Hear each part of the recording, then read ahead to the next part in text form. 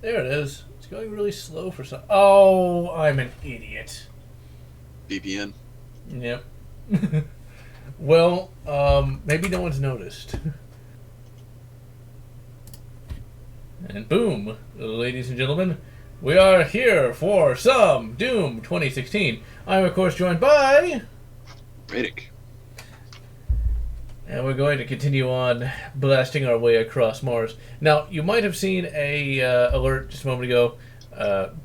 Basically... Ah, there we go. Emperor Snake. Hello, Emperor Snake. Guess you're not Snoke. Just a 2-bit clone. By poor old Palps. Oh, dearie me. This has been an interesting week, but it's gone pretty well, and as of today, I am a proud owner of a Ruger PC Carbine, and there will be a review forthcoming. Or at the very least, a first shot. Because that carbine looks pretty damn good, to say the least. Modern day backpackable Papa. See, like, I wonder if somebody would consider that a boomer gun. Probably not, but the funny thing is, they would be wrong both ways. Because it's a blowback camp carbine, so technically yes, but it's using modern M-lock and modern materials, so no. It's like it doesn't have the... If it doesn't have the pistol grip, it's gonna be boomer, man! Ooh, but would they call a Marlin Camp 9, which is, in many respects, the same thing, a boomer gun, because it's wood and steel and all the rest? Honestly, if they do, they're kind of invalidating themselves, so really who's to care? I actually kind of wanted one of those Camp 9s for a while, but those things have gotten ridiculously expensive, and, you know, finding Model 59 mags is not as easy as getting, you know, a Magpul P-Mag. So it's like, what's the point? Well, that and the fact that the PC carbine by Ruger is actually really pretty darn good for what it is. It's... Unlike the camp carbine, it's actually fairly reliable. Yeah, it's kind of... Like, I don't get why the Camp Carbine actually does lack in reliability. I mean, it should be fine. It's a blowback, so, yeah. It's mostly down to geometry. Yeah. I guess that's why they stopped manufacturing them, and, well, Marlin died as well. Well, they kind of suffered a worse fate than death. They got bought out by Freedom Group. Not China! No, it's not China. It's almost as bad. Let's see, India? Not India! Hey Ross, dude.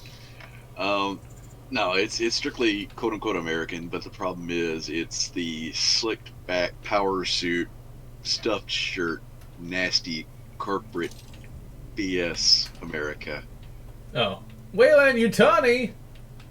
Yeah, that's more like it. They can't even make a xenomorph right. Oh no, they completely killed Bushmaster and DPMS.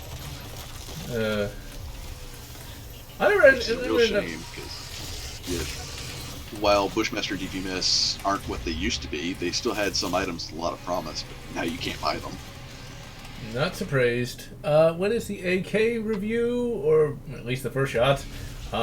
Sometime next month.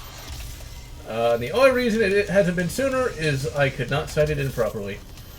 That's one of those guns where, for whatever reason, I could hit nothing at 25 yards. That's like, if I was like a pure like AR guy, I'd be like, that's because the AK is inaccurate because it's designed for peasants. Even though it's not even remotely accurate. Well, true. Yeah, it's a good AK can be pretty accurate, but you got to sight it in. You kind of do need a sight pusher for that. I do have one of those, and I had one, but I was pushing the front sight to the wrong direction, and yeah, that did not end well. And then the yeah, it's not like setting up an AR front sight. It's quite a bit different. And I couldn't get the Yeti red dot sighted in either, because I'm not really sure why that wasn't working. So yeah, there's just a lot of sight-in issues. What really sucked is the first time I took it out to 50 yards, had the red dot all ready to go, shot at the target, and hit nothing for an entire mag. And then I tried to there was no way for me to like figure out where I was hitting because it was already almost dark. Eventually I got depressed and just gave up. So yeah, that's going to be next month when I finally take it to the range. I was going to take it to the range this weekend, but Since Sunday's my birthday, I didn't want to mess with trying to sight something in, and instead I'm just going to go to the pistol range and shoot another Ruger, the Ruger Standard. So, yeah. Nick, let me look that up for you. And work this week has been perfectly fine. Just very tiring. Very, very tiring indeed. But money is money is money. That's the thing. Unlike with old Bernie, if you actually work, you can do things. Like get a PC carbine that looks like a PPSH-41, but takes Glock mags. That's one thing I'm going to mention in the first shots. I think the reason why people like Glock mags so much is because they're cheap. Exactly, they're cheap and plentiful. The problem is for a PC carbine is perfectly fine, but when you're talking a high bolt velocity, high cyclic rate firearm, they're not so fine. They're perfectly fine for semi-auto and for large PC carbines. I wouldn't want one in something like the package of an MP5 because the feed angle would be all sorts of wrong. I don't think like any MP5 even takes it though, so I guess it's that big of a deal. Although, for the PSA MP5, it might be good to have, a cheaper mag option than an MP5 mag, because those are supposed to be pretty expensive. And TechStorm, technically the AR-15 does have a counterbalance recoil system. That's what the buffer system is for. If you're talking about, adding a weight moving in the opposite direction, that's where things get kind of difficult. I'm actually kind of goofing around in SolidWorks right now with the idea for a counterbalance shotgun in semi-auto, but that's going to be a while off, and I've got to find a machine shop that'd be willing to take the job, and from there an investor. Now, here's my question though. If you counterbalance an AR, what would the point be though, since the recoil is already pretty manageable to begin with? Essentially, you turn the recoil to being that of less than 17 HMR. That might be good, but I don't know. It's like that would definitely be for like a race gun or something. Not very much so. For the meantime, if you need a good solid means of keeping your muzzle absolutely dead nuts flat, it's not super cheap, but it'll work on just about every AR-15 that looks at the muzzle device, and that's the Precision Armament EFAB. That thing is just absolutely awesome. So for me, the AR has just gotten so boring now. The thing is, the only reason I even have an AR these days is just because it was cheap at one time when I wanted a modern-day semi-automatic rifle. If there had been a good AK at the time, I would have just done that and skipped the whole AR thing. I mean, they're great and all, but they just lack a certain style, I have to say. It depends. There's different things you can do with the AR. Like one I want to try out right now is the Maxim Arms PDX in 7.62x3.9. Basically because short, handy, tiny PDW carbine. See, I do like those little things, or at least I think they look cool. But I considered one of those at one time, but it's like then you had the whole arm brace controversy. Who knows what the ATF is going to do with that? I always like to try not to fall afoul of the old federal government. And Uncle Satan, Sam. Satan Sam. But anyway, Uncle Sam aside, and punch him! Actually, given the current political demonstrations we're seeing, it's Uncle Son of Sam. That works too. And Nick, to answer your question, you can switch out your PSU in the Inspiron. But right now, one of the best solutions in terms of price, if you can find it, is saying it's a socket AM3 AMD Phenom 2 X4 840. I had a Phenom at one point. It worked pretty well. A lot better in some respects than that FX 6300 that I used for a number of years. And now I have the sweet, glorious embrace of the Ryzen. You could go with the FX 6300 as a 6-core, and it's pretty good. It has some math calculation issues, though, as far as I can tell. Like, some games that work really good with the, at least the Phenom I had didn't work quite as well with the 6300. So, Yeah, you do have some floating point differences because it's really pushing it in that part. That's why I really recommend the Phenom 2. I imagine that'd be really cheap by now. It's only a 4-core, but yeah, it should be pretty cheap to find and set up.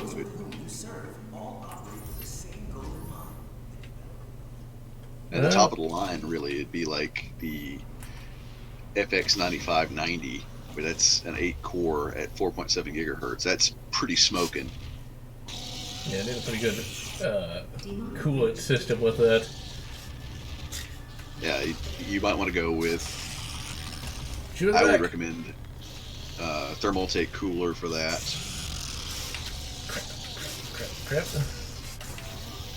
Yeah, one day I'm probably gonna have to try liquid cooling. It is so much more complicated than. You don't have to go liquid cooling for something like that. I would recommend, like I say. Let's see, where is it? Shit. The only problem I have with Hyper T4 would do that just fine. Now, if you're going liquid cooling, really honest, to be 100% honest, outside of AMD's absolute highest end Ryzen cores right now, there's almost no point to liquid cooling unless you're stuck with AMD. Stuck with Intel. Can't think. Brain hurty. Yeah, tell me about it. Although there's a substantial difference between AMD and Intel. I'm so glad right I did now not. You can't pay me to go with Intel. I was going to go for an Intel build until I actually did some proper research. That was me trying to do like, well, I have more money now, I can just spend a lot more money on the Intel. It's got to be better, right? Intel, unfortunately, still has a lot of faults. They're still susceptible to things like WannaCry. They're still susceptible to the old ghost bug. Yeah. The last Intel processor I had was an Intel Pentium 4. My last one was a Q6600, which ran pretty good, but that was many moons ago. I never learned the Intel nomenclature. Like, they all have the numbers. That's why I like AMD. They give them a name. It's like you can know what an AMD Athlon is, or a Sempron, or something like that. Let's see, Texas. Oh yeah, Texas is next on the list. I read that just the other day. Oh, they're trying in Louisiana right now. It's not very happy. See, that is something that's kind of worrying. You know, it's like that seems a little too well directed. Bloomberg's going to try anywhere and everywhere he possibly can. That's just how it's going to go. This is going to be an eternal fight. That is one of those things where, and that applies to people both left and right, for anyone who thinks that we're being, like, overly political. Because, seriously, less freedom is never a good thing, ladies and gentlemen. I'm neither right nor left. I'm a constitutionalist. Shoot in the back. I probably have a double barrel. There you go on. I'm saying hi to Zoran. Oh. The only problem I have with double-barreled shotguns is they definitely do have that reload time. Although it's a lot less than it would be in real life. It's not like he has to try to fumble with a pouch or a shell holder. Hope he can get it. If you're going to go with any type of shotgun, you need to reload quick. Go with the SOE gear packs. Those things are... Them and their cards are awesome. Nice. Only time I recommend against such is if you're going mag-fed like a Saiga or its clones. Let's see. Pre-order Doom Eternal. Nice. I pre-ordered it many months ago. I'm not usually a person who pre-orders games these days, but when I thought it was coming out in November, I thought, well, I'll get it slightly before, and when they decided to push it to March, I just kept it because, well, that way I don't have to worry about trying to come up with the money around this time. Right now, I'm definitely wanting to pick it up, and oddly enough, Animal Crossing. That's, two completely different genres, but okay. Yeah, I dig Animal Crossing. I know a lot of Doom fans who do as well. I know a lot of metalheads who do. You know, I've never played Animal Crossing, nor do I know what it's about. Yeah, it's a pretty relaxing, fun little game. Now, if it's what I think it is, like, you have to, like, manage a town. Well, at first it's managing your own finances. You can go into the whole town side thing, but for the most part, you're setting up a house, you're setting up your own personal life in it. Yeah, it's pretty fun. That sounds sort of like The Sims in some respects. I think you can also play, like, some old NES games. Yeah, best way to put it is, as we're not going to get another good Sims game, it's pretty much The Sims, but made even more wholesome. The Sims, but Nintendo. Yeah, pretty much. That doesn't sound too bad. Right now, I've just been playing a crap ton of Outer Worlds. It is 75% as good as old BioWare. I've noticed they run into some storytelling problems, and the companions are pretty good, but they're definitely not BioWare, well, early BioWare quality. Let's put it that way. And the game is not nearly as immersive as Fallout 3, New Vegas, and Oblivion is.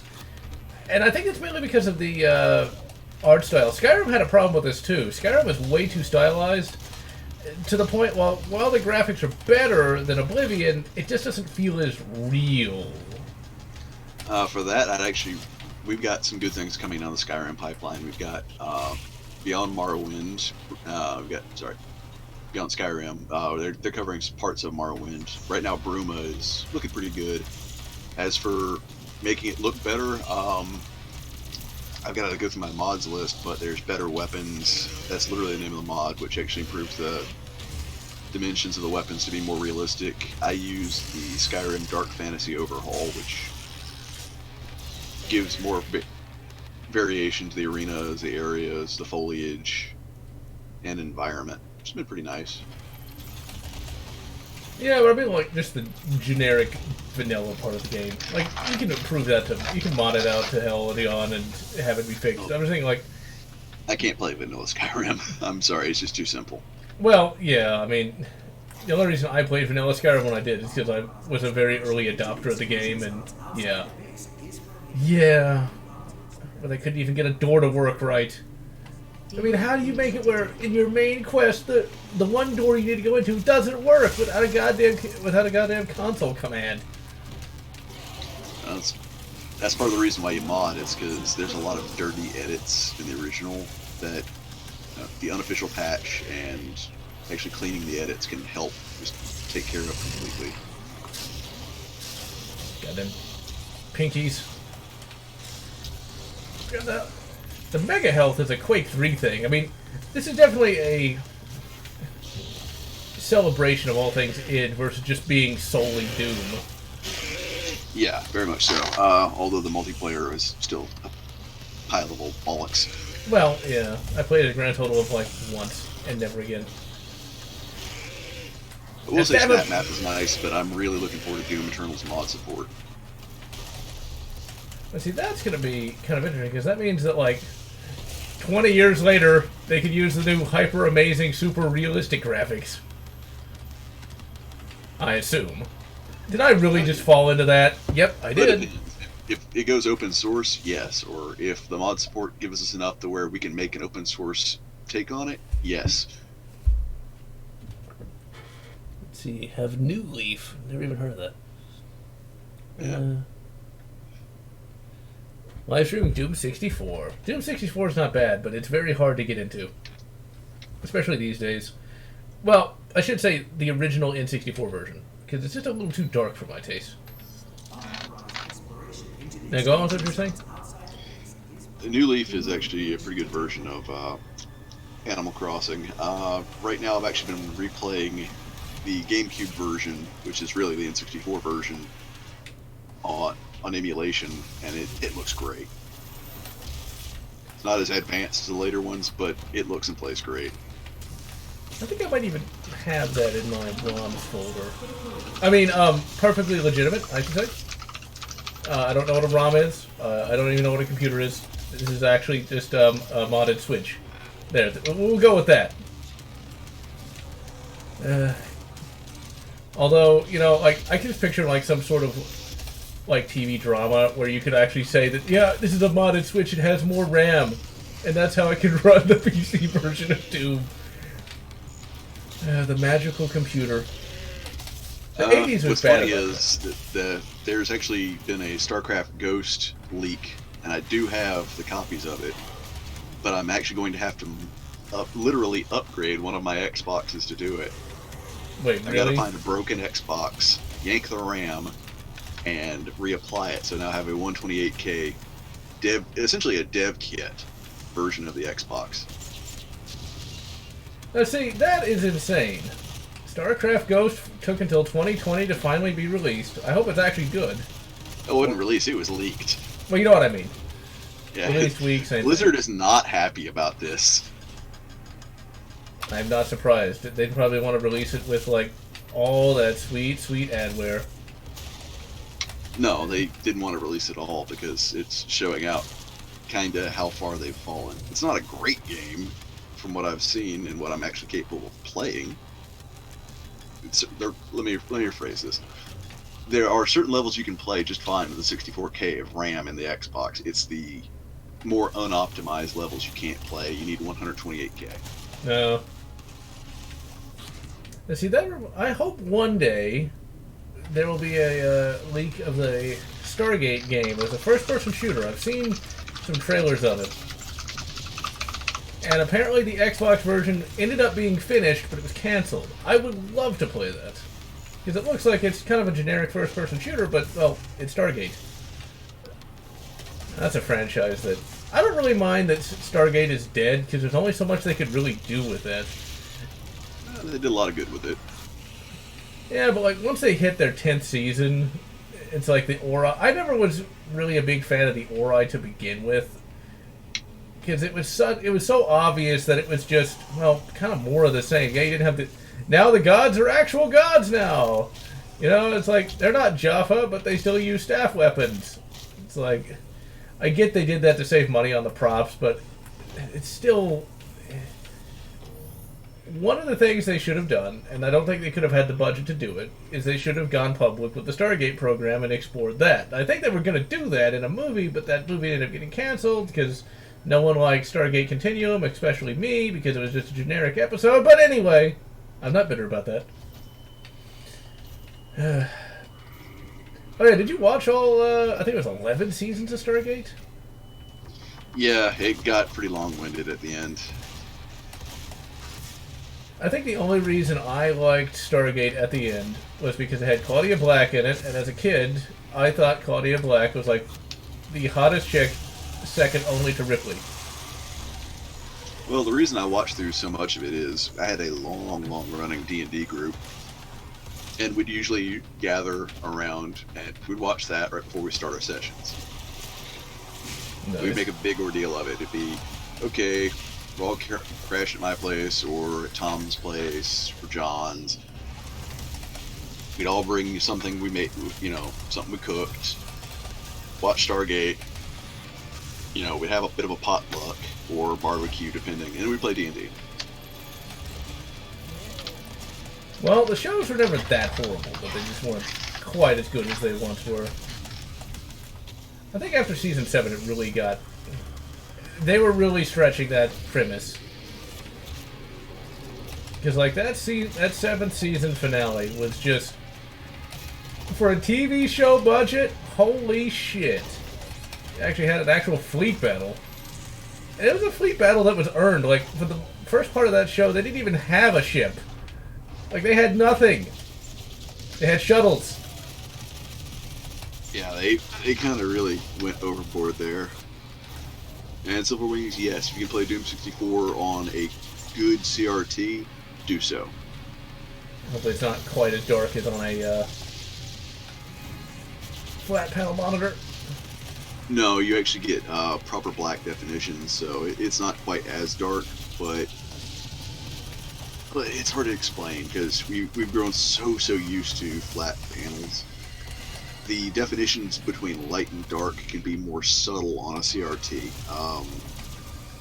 Downside is it won't look great for streaming unless you got it perfectly tuned, but for personal use, you can find, a good, reliable second-hand PC CRT monitor.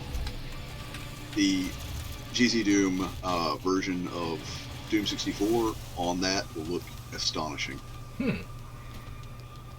One day, when I have more room, I will have to definitely give that a try, because I'm curious to see.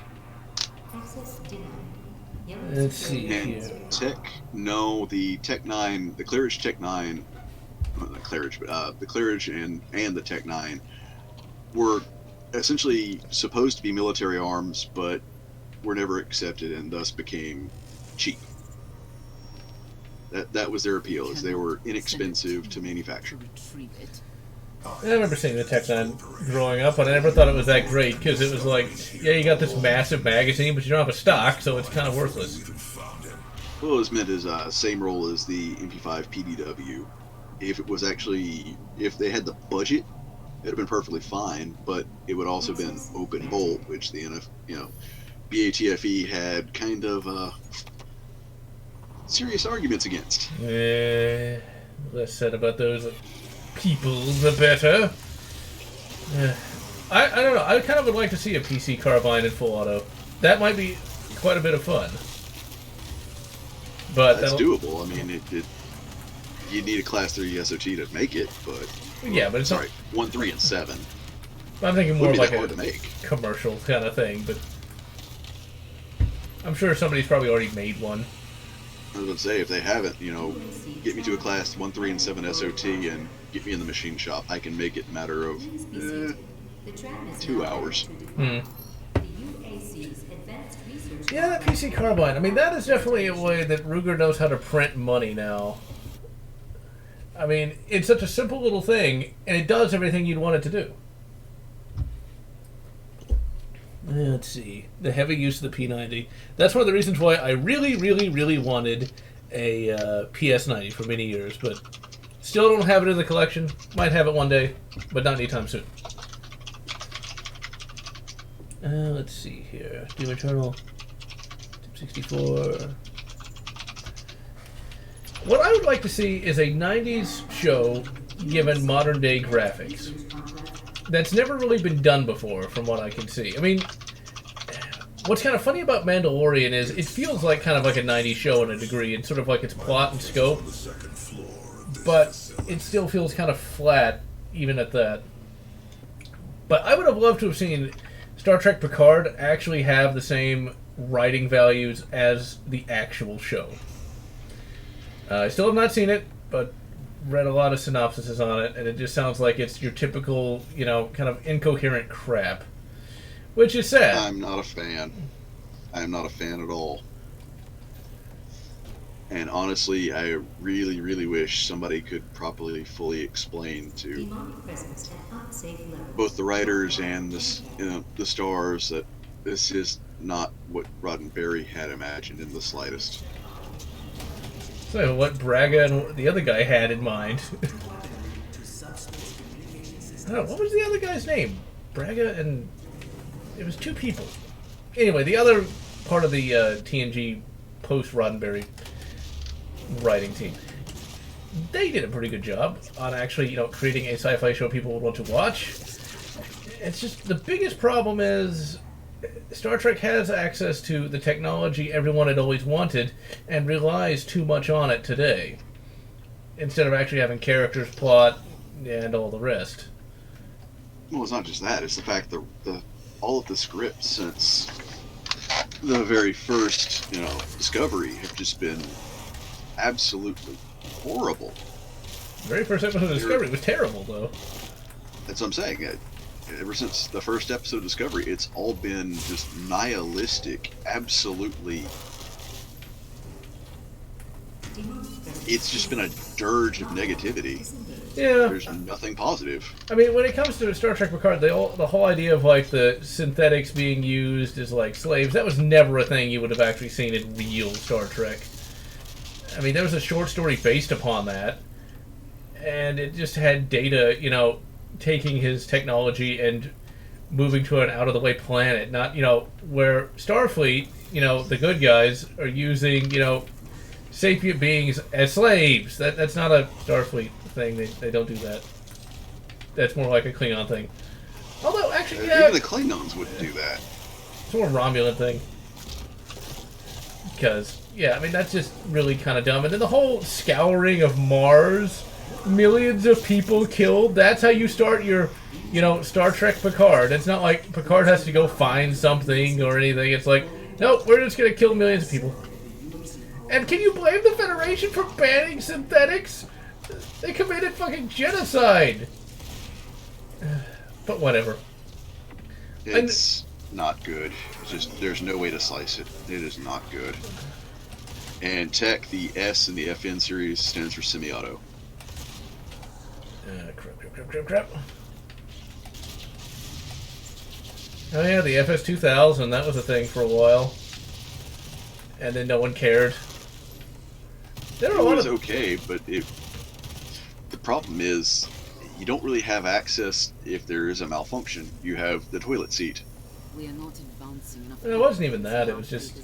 There was no way these little randoms... It's kind of like the console wars of the 90s.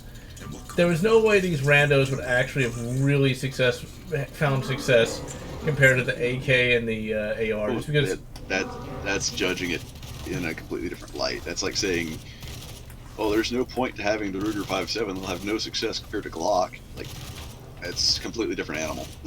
Well, I guess I was thinking more along the lines of like the semi-auto intermediate caliber market's a little different from the pistol market, I would think. Because like the AR just so dominates everything. Well, it's economy of scale. And so I'm thinking, you have like, 60 years of development and 30 plus years of third parties offering to the civilians, when Colt really pretty much went on and off of, maybe we don't want to offer to you, maybe we do. Of course, these days Colt is completely irrelevant. Well, they made themselves irrelevant. They made themselves irrelevant in the 90s. You gotta wonder what they're thinking, though. It's like... They're not. That's just it. They're resting on their laurels. They're not thinking. So I've never understood just, like, well, we succeeded, I give up, or I'm done. It's just like... That's so short-sighted. I just can't imagine how anyone would think that was a good idea. Well, it's not a voluntary thing. Their staff got rid of R&D, and when you get rid of R&D, nothing advances. That also seems very strange. Like they were thinking about it. Oh, it'll be cost cutting. We'll bring back, newer R&D staff later. Problem is, they never did. Cost cutting basically was the case of them cutting off their nose to spite their face, and them not even realizing it. It's like, oh, it's a cost cutting measure. It's a cost cutting measure. We still don't have profit. Oh crap. Yeah, no one's buying any more single-action armies from them because you can get better ones elsewhere, along with other things. The Ruger 5.7 is going to be an interesting. It's going to be an interesting handgun for a while. I mean, it's like now one of 3 guns that uses the 5.7 caliber. Technically, there's more than that. You've got the AR-57 uppers, which sadly I don't know if will ever come back into production because the originator of such kind of passed away, and I don't know what his family's going to do with it. You've got the CMMG options, which you've got one which will take 5.7 mags and one which will take their own proprietary mag. You've got Diamondback's DBX and Ruger 5.7, the PS90, and the FN 5.7. That's a decent number of guns. See, that's the thing, though. 5.7 has to have something good going for it, otherwise it would have long since fallen into obscurity, because there's just not that many guns that really take it. It's a decent round. And the big thing is, for those with limited hand strength, it offers you a good, solid means of self-defense. It's low recoil, fairly high impact for what it is, great velocity, and most of the projectiles, especially the limited case projectiles like the extreme ammo, as they call themselves, Extreme. Yeah, I know, it's straight out of the 90s. It's so bad. Produce good effect on target. It's like it needs to have like 3 X's, and it needs to not even it needs to not even start with an E. Just go straight to the X. With a hyphen. Oh yeah. Full on Mountain Dew font. Oh crap! I'm so gonna die.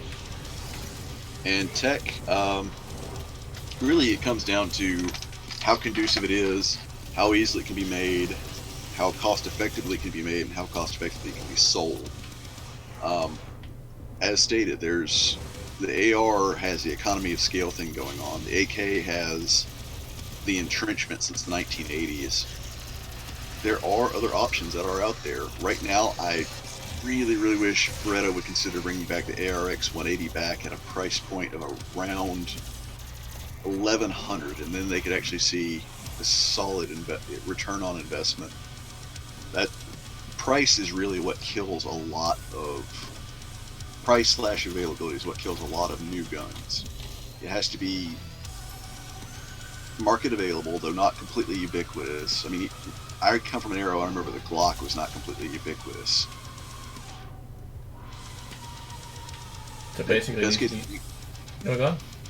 Go ahead. I was gonna say, basically, it needs to be cheap and it needs to be almost perfect to make it in the market, and it has to have some sort of or a cool factor, like the AK. Well, the G3 has made it in the market in the U.S. The PTR series, 91, and now soon to be their 9CT. That's markedly available. It's already got economy of scale from Germany. The mags are not getting cheaper. In fact, they're getting more expensive. But when someone like me has 500 mags, yeah, it's kind of available. Do not be alarmed by the system update. Not a system update. You're gonna fuck up the whole suit. Tether, a means for me to pull you back from hell. Oh, damn you, Bill Gates! Jolt. That bastard. I think you'd allow its installation voluntarily. I'm Dr. Samuel Hayes. I know who the fuck you I are. have supplies in my office. Also, you can shoot him, This way. but it doesn't. But Say I just love doing that. I feel like if he's got this, super suit, why doesn't he actually do any of the fighting? Is he really that lazy? Is he that much of an asshole? Seeing as how he's literally just some chunks of brain, I guess you can't complain too much, but still. take whatever supplies. Ever notice he has kind of like a waddle walk?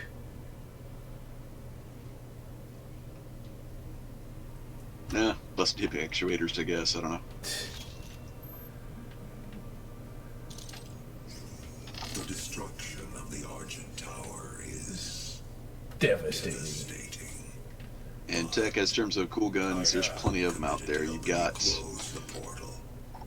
the entire PTR series. PSA is coming out with their Jackal. From the inscriptions on You don't want to hear this, and I don't want to say this, but there is the SIG 550 if you're willing to spend a lot of money. we call it the Helix Stone. A little bit less money, and you can get the Tommy Built Tactical T36, which is, for all intents and purposes, an HK T36, which has been given HK's blessing. From that we learned how to manipulate hell. And in pistol form, or pistol caliber form, you've got the Ruger PC carbine, specifically the one with the M-Lock handguard. I'm so excited about that, goddammit. I've got a Berger and Tomic TP9, which is also another solid option if you want something that's super tiny and lightweight. How to shut it down. It is definitely quite cool. Years Olivia has kept the Helix. I don't think I've seen an FS90 since, Only accessible through I would think, not FS90, an FS2000, there we go. across I don't think I've seen one of those since 2008. your affinity for guns. I saw one last year at the range. The guy was sighting in at Machine Gun Alley, so The service elevator is I think he wanted to try out my RFB, and I tried out his, and it's like, okay, cool. Nice. I think the coolest gun I've ever seen at the range has got to be somebody brought in one of those Israeli Brownings. I forget what M1919. There we go. Somebody brought one of those in, and the rifle, the only rifle range that I have access to, doesn't even let you shoot rapid fire. That was somebody who was really dedicated to shoot his goddamn, semi-auto belt-fed. It's like, it was still cool to see, though. Evidently, those 1919s jam a lot, because I was noticing he had to do a lot of manual cycling with that. They can. Tech, if you're looking for a 22 long rifle, AR-15 alike, the first one I can recommend is actually Tippmann Armory. I was going to say the MP22. MP22 is pretty good, but the Tippmann Armory is all aluminum and gives you as close as possible to feel to a 5.56 AR-15. Well, it works too. I consider getting a lot of guns. Let's just put it that way. It's a good thing I don't have unlimited money. Otherwise, I'd have like 5 vaults of guns that I would actually want to shoot all the time, but couldn't. I would need like multiple arms or multiple clones of myself. But yeah, I mean, of course, then again, for me, well, I think the idea of like a 22 caliber AR is kind of cool. At the same time, I feel like the AR is just way too oversaturated. Like, there are multiple AR style of everything. I don't think there's an AR shotgun yet, but I'm sure it'll exist at some point. Actually, there is. Oh god, no. There's several different variants. You've got the 410 uppers, you've got the AR-10 shotguns, which are basically AR-10 conversions, and you've got the guns based off the Actal MKE 1919, which is essentially a Remington 1100 slammed into an AR-style chassis, taking 5-round, 15-round box mags. The AR has conquered everything. There's even sort of an AR-ish PC carbine. With, you know, the only problem I have with the AR-ish kind of things is they always have that buffer tube assembly, even when there is no buffer tube, when there is no buffer spring. Well, like the Actal MKE 1919, that comes with an A1 style, AR-15 A1 style stock, but there's conversion kits that we've taken where we've cut that stock off, implant basically a folding stock mechanism, and there you go. Well, that works a lot better. Because, like, the one problem I have with the Tapco SKS stock is, like, it has the fake buffer tube. I'd like just a nice fixed stock, please. Just something that... Well, the reason they do it is because people want adjustable length of pull. That's one thing. That's one of the things from in range that I can totally agree with, though. No one ever really adjusts it, though. It depends. If I'm teaching kids or if I'm running somebody who's, you know, going to be training with plate, yeah, they might. But generally, it stays 2 clicks out at A1 length. And stab him. Well, can't stab him, but I'm gonna literally feed him his own heart, pancreas, something like that. Something in blue. Or if you're a fan of Invader Zim, his own Squealy Smooch. Ouch. That's not suggestive at all. Outward. I have never heard of it. I assume that's some sort of thing. 20 RARs. And you can't kill Samuel Hayden yet. He's gonna be some sort of villain in Doom Eternal. Like, I think you see him, like, completely disassembled or something. Although I wonder, like, maybe we're supposed to, like, put him back together and he's gonna do something. Oh god. You're putting him back together and he's a villain. Congratulations, you're basically replaying Castlevania 2, Dracula's Curse. Also, the computer is freezing every few seconds. I know exactly what that is. Windows updating. That was an issue I had been trying to track down since I built this thing. For some reason, when Windows updates, it does that. I do not know why. Because if you look, well, it's not doing it now, but you can tell that the CPU is kind of freaking out. Every time Windows updates, and Windows 10 updates all the fucking time, it'll just completely hose the whole thing. It is most aggravating indeed. Especially since I couldn't figure out what the fuck was going on. Yep, there it goes again. This is why I can see thoroughly why people are running to Linux as their main OS. I run it as a secondary, but more and more I'm becoming convinced that it's probably a wise option for primary. Yeah, I still have not learned Linux, and yeah. Win 10 is just easy enough, but I couldn't figure out what was going on. I thought it was like maybe the temps were too high. The temps weren't too high. Maybe Windows wasn't configured properly. That wasn't it either. It's just one of those things where it's software. I was getting driver power state failure every time I booted this thing up. Windows issue. Windows.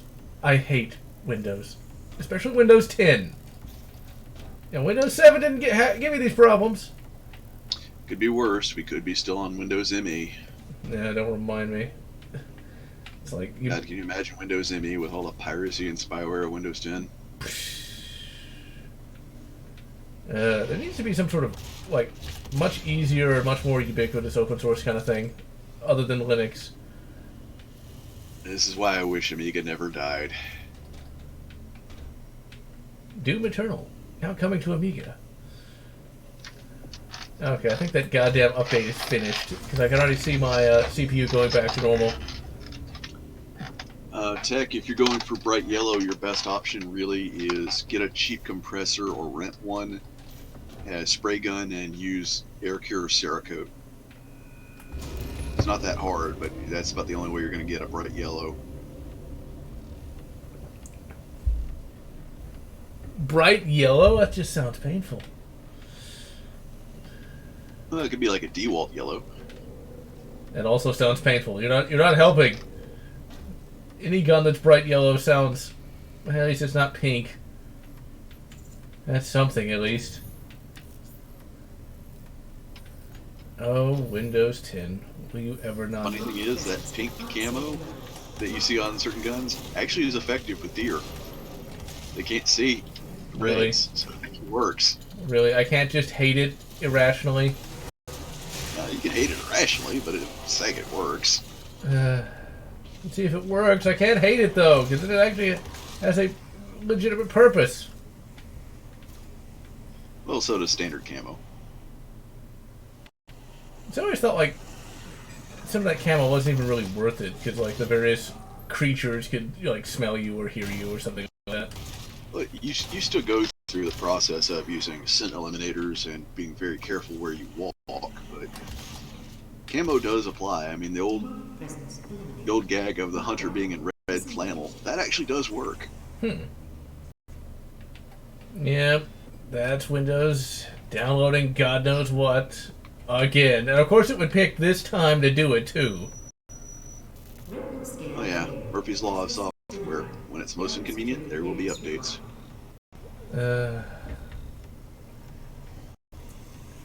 It's like, and Ross, I don't know anybody with a pink rifle, though I do know a good friend of mine and a business partner who has a purple race gun, AR-15.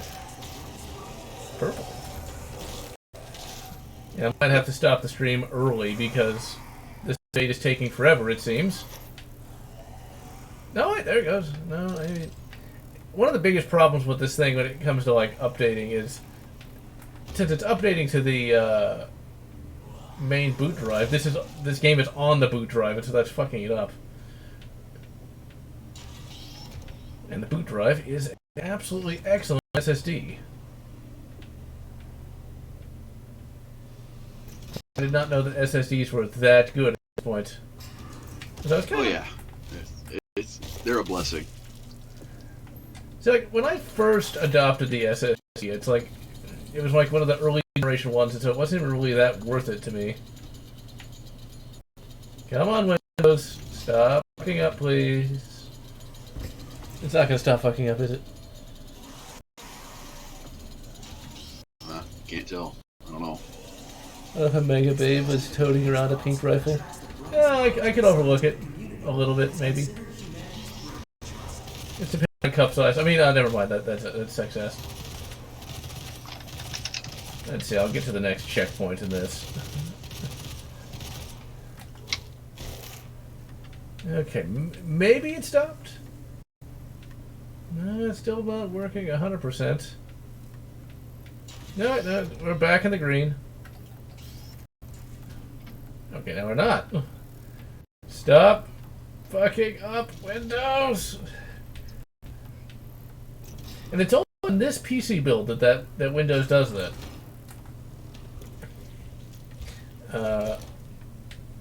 On my original FX 6300 build, it never did that. It might have something to do with Ryzen. Might look at some of the BIOS revisions. Maybe that'll fix it. The joys of being a PC gamer. Canada's current assault rifle is a thing that's basically M16 with Furniture. Yes and no. It's Dymaco that makes that. It's made to a different spec than Colt, but unfortunately Colt owns them.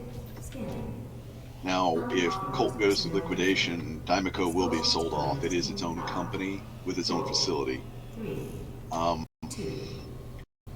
Essentially, what they're running is very, very close to what the SAS is running, which is its own special. The C8 right now is what it is. It's its own specialized cut barrel. It's kind of a heavy barrel, to be 100% honest. It's very close to our US SOCOM profile. See, I always thought they were all kind of identical in some respects. Oh no, there's different barrel profiles for different firing engagements.